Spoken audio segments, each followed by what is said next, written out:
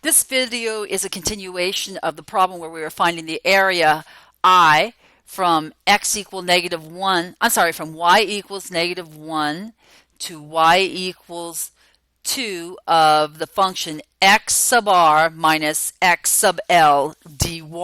Sorry about that typo. Those are x's in the bracket.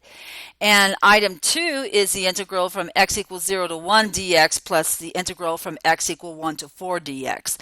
That's where we left off on step 2. We're ready to do step 3.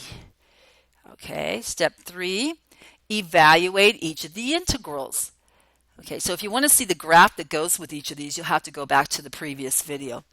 So part I, the area is equal to the integral from y equal negative 1 to 2 of the difference between x on the right minus x on the left dy. Those are the functions xr and xl. So it's the integral from y equal negative 1 to 2 of the first function on the right is be y plus 2 minus the left function y squared dy. Okay, so let's go ahead and combine these two. We get y squared over 2 plus 2y minus y cubed over 3. We had to simplify it, and we took the antiderivative. That is the antiderivative. And then we evaluated it from 2 to negative 1, and we got 9 halves. 9 halves. I didn't show all the work, but you can do that. Now, part 2 is the harder one. The integral from x equals 0 to 1 of y upper minus y lower dx plus the second region, x equal 1 to 4 of the other y upper minus y lower dx. Well, that's equal to the integral from x equals 0 to 1 of the y upper is the square root of x minus negative square root of x for y lower in the first region. In the second region, x equal 1 to 4, the y upper is the same square root of x, but the y lower is minus x minus 2 dx.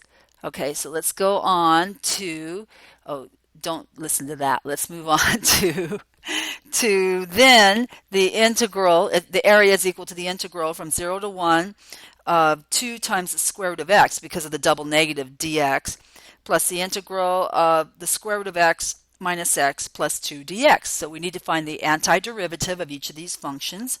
The first one, antiderivative, would be 4/3 x to the 3 halves evaluated from x equals 0 to 1.